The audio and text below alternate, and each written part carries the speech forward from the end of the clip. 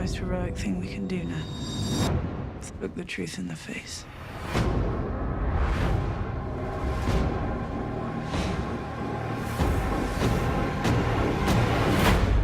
The Night King is coming.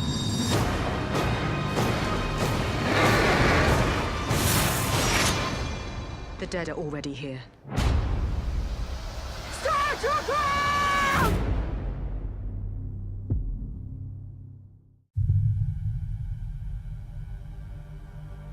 When I was a child, my brother would tell me a bedtime story about the man who murdered our father and watched as his blood poured onto the floor.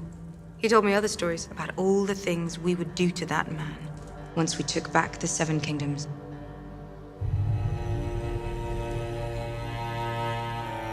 When Jaime shows up to Winterfell, it's very difficult for almost anybody to know how to feel about it. On the one hand, Dany looks at him as this is the person who murdered her father, and even if she has come to terms with who her father was and what her father really was, it probably doesn't entirely erase the sting of her father's murderer showing up on her doorstep. Your sister pledged to send her army north. I don't see an army. She never had any intention of sending her army north. Tyrion has made a number of mistakes now, and Dany's really at the end of her patience because she has a lot of fondness and respect for Tyrion, but many of his plans have really gone awry.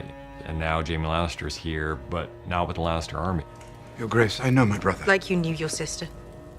Tyrion can't really fight back because he knows she's right. I mean, he really did make a grievous mistake. If Tyrion has a flaw, he's a very clever man, but sometimes clever people overestimate their own cleverness. You don't know me well, Your Grace, but I know Sir Jaime. He is a man of honor. For Brienne, I think she's in love with someone who doesn't realize that she is because that kind of experience hasn't been a part of her life.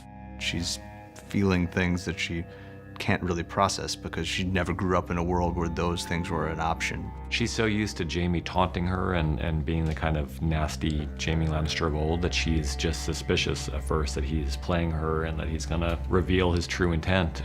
I'm not the fighter I used to be, but I'd be honored to serve under your command, if you'll have me. He really believes in her as a soldier and he wants to be there next to her, so I think she's really shocked by his sincerity. Lady Sansa, I was hoping we could speak alone. Dany comes to Sansa with a bit of an olive branch, trying to find a way inside that kind of cool exterior that Sansa presents. And one commonality between them is they both love Jon. Dany's his lover and Sansa's his sister. It's very much coming at it from the point of view of a monarch trying to make peace with her subject. And Sansa's not quite willing to accept Dany as her monarch yet. She's suspicious of people for a reason. What about the North? It was taken from us. We took it back, and we said we'd never bow to anyone else again. What about the North?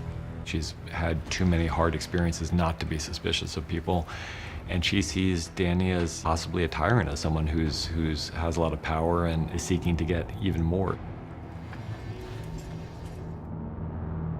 They're coming. We can't beat them in a straight fight. So what can we do? In the War Council scene, there's a lot going on under the surface. The most important thing about that scene is understanding the lay of the land and understanding what their intentions are, what their plans are, what their expectations are, so we know what we're looking at. The Night King made them all. They follow his command. If he falls, getting to him may be our best chance. Things may not go entirely according to plan, so we thought it was very important for people to know what everyone in the room expected to happen, was worried would happen, hoped would happen. In addition to that, there are a lot of human moments. We'll put you in the crypt where it's safest. No, I'll wait for him in the Godswood. We're not leaving you alone out there. He won't be. I'll stay with him. One thing that was definitely going on was how Theon felt after returning to Winterfell and how he's using this battle as an attempt to try to make good to the extent that that's possible on the horrible mistakes that he made. I took this castle from you. Let me defend you now.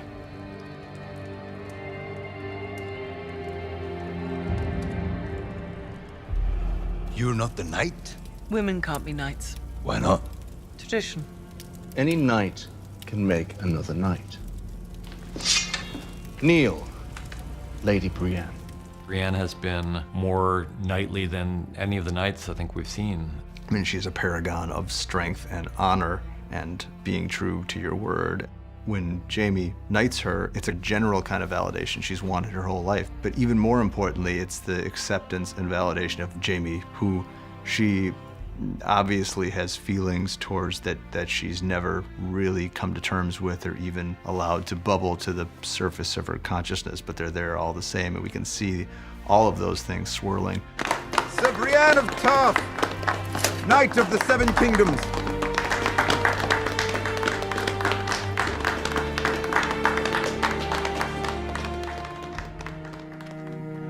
For us, what was interesting about this episode was always that it's our last night together, and everyone, I think, would face the end in different ways.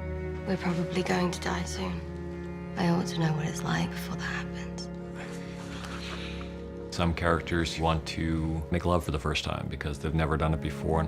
There are other characters who are getting drunk and singing songs, and then there are characters who are just trying to find some kind of human solace together, like Sansa and Theon. Everyone faces it in different ways, but they're all facing it, and that's why this episode was so important to us, because it's, you know, all these characters that we've been following for so long, and now they're all facing a common enemy. How about a song? One of you must know one. High in the halls of the kings who are gone, Jenny would dance with her ghost.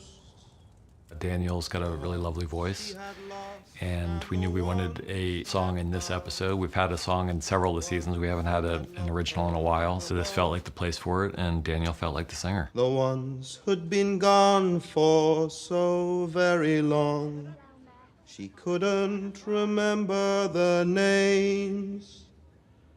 They spun her around on the damp old stones, spun away all her sorrow and pain.